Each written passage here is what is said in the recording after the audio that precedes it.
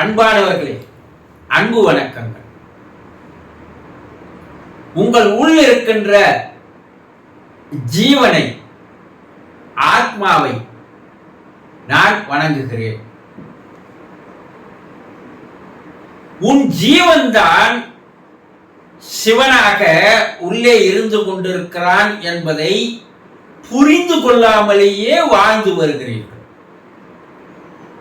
நம்ம ஆன்மா, ஆத்மா, ஆவி, உயிர் என்று பல பேரை வைத்து அழைக்கின்ற அந்த ஜீவன் தான் சிவனாக உள்ளே இருக்கிறான்.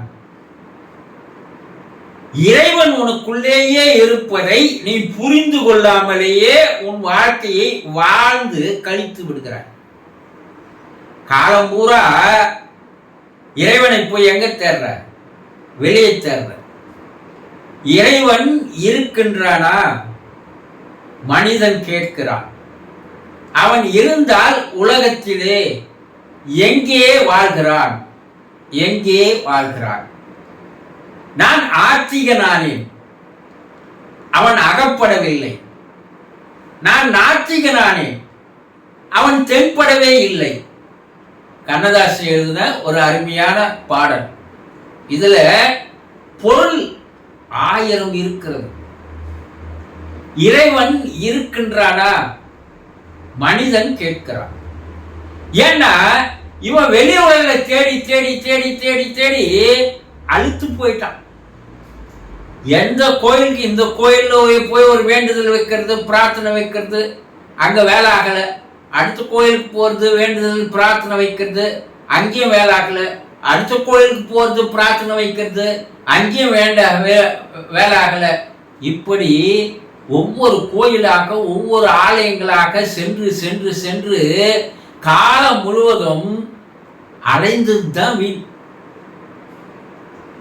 நீ ஆட்சிக்கினால ஏன் அவன் அகப்படல?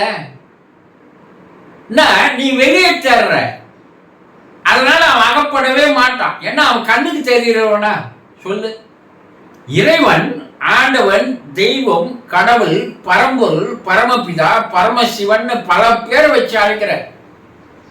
அவன் கண்ணால காணக்கூடியவனா? கண்ணால பார்க்கக்கூடியவனா? நீ அவனோடு பேச முடியுமா? அவனோடு நீ உறவாட முடியுமா? நீ கண்ணால பார்க்காதானே? அது கண்ணால் பார்க்கக்கூடிய ஒரு உருவம் அல்ல. இறைவன் என்பவன் கண்ணால் பார்க்கக்கூடிய ஒரு உருவம் அல்ல. நீ கண்ணால கிடைப்பான்னு நீ போய் அலைஞ்சிருந்தா அது உன்னுடைய தவறே தவிர இறைவனுடைய தவறல்ல. காற்று இருக்குது, கண்ணால பார்க்க முடியுதா? சொல்லுங்க. காற்றை உங்களால கண்ணால பார்க்க முடியுமா? கிடையாது. மேகம் தெரியுது. எவ்வளவுதான் உயரம் மேல மேல மேல மேல மேல போயிருந்தாலும் அந்த வானத்தை உன்னால் தொட முடியுமா? முடியாது. இது போல கண்ணால் பார்க்க முடியாத ஒரு சக்தியாக, ஆற்றலாக, எனர்ஜியாக, பவராக அவன் இருந்து வருகிறான். அந்த பவரை நான் எப்படி தெரிஞ்சுக்கணும்னா, நீ இப்போ உயிர் வாழ்ந்துன்னு இருக்கிறதே அந்த பவரால தான், அந்த சக்தியால தான், அந்த ஆற்றலால தான். அந்த உயிர் இந்த உடலுக்குள் இல்லை என்றால் இந்த உடல் என்ன ஆயிடும்? பணமாக, சவமாக, பிணமாக மாறிடும். அப்ப அந்த உயிரே தான் ஆண்டவன், உயிரே தான் கடவுள், உயிரே தான் தெய்வம். அப்போ உன்னை வாழ வைத்துக் கொண்டிருக்கின்ற ஒரு சக்தியானது, ஒரு ஆற்றலானது தான் இறை சக்தி என்று பெயர். அதை நீ என்ன சொல்லலாம்? ஜீவன் சொல்லலாம். என் ஜீவன் தான் சொல்றோம் இல்லையா? ஏன் ஆத்மாதான், என்னுடைய ஆன்மாதான் சொல்றோம் இல்லையா? இது பேசிக். இதையே தெரிஞ்சுக்கலன்னா நீ ஆண்டவனுடைய முழுமையை உன்னால் தெரிந்து கொள்ள முடியாது. அத பரமாத்மான்னு சொல்றோம். அந்த ஆத்மான்றது மாபெரும் சக்தி, கடலை போன்றது. அதை அளக்க முடியுமா? வானத்தை போன்றது. அதை நீல அகலத்தை அளக்க முடியுமா? வானத்தை முடியாது. அது போல இறைவன் என்றவன் மாசக்தி, மகா சக்தி என்று அதை தான் அழைச்சாங்க. அந்த மகா சக்தி ஒரு துளியானது உனக்குள் வந்து ஜீவசக்தியாக, ஜீவனாக, ஜீவாத்மாவாக உன்னை வாழ வைத்துக் கொண்டிருக்கிறது. அப்ப உனக்குள்ளேயே இருக்கின்ற அந்த ஆத்மாவை, அந்த ஆண்டவனை எவன் ஒருவன் வெளி உலகில் தேடி அலைவதை விட்டு தன் உலகத்திற்குள்ளே தனக்குள்ளேயே உள்ள போய் தேடுகின்ற வேலையை செய்கிறானோ, உள் பயணம் என்று சொல்வார்கள். Inner travel. யாரெல்லாம் இன்னர் டிராவல் செய்யலையோ அவனெல்லாம் இந்த ஜென்மல எத்தனை ஜென்மம் எடுத்தாலும் இறைவனை அறிய முடியாது, உணர முடியாது. உணரத்தான் முடியும், பார்க்க முடியாது. அவன் கனவுல சொல்லுவான், எனக்கு முருகர் வந்தான், விநாயகர் வந்தான், சிவன் வந்தான், பெருமாள் வந்தான். இதெல்லாம் ஒன்லி ஃபார் த இமேஜினேஷன், கற்பனை, உண்மை கிடையாது. இந்த கற்பனையை கதையா விட்டா அவன் நான் கனவுல பார்த்தேன் இறைவனன்னு சொன்னானவ, நம்ம என்ன பண்றோம், அந்த முட்டாளை போய் நம்ம இறைவனா வணங்குறோம். நம்ம படும் முட்டாளாக மாறிக்கொண்டிருக்கிறோமே தவிர அறிவுரை விழிப்பு நிலைக்கு கொண்டு வருவதே இல்லை. இதுக்காக தான் சித்தர்களும் ரிஷிகளும் யோகிகளும் முனிவர்களும் காலமா சொன்னாங்க. என்ன சொன்னாங்க? உனக்குள்ளேயே இருக்கின்ற இறைவனை நீ காண் என்று சொன்னாங்க. நம்ம அதை மறந்துட்டோம், வெளியே தேடினுக்கிறோம். அப்போ நீ எங்க எதை செய்தாலும் உனக்குள்ளே ஒரு கண்கள் இருக்கிறது.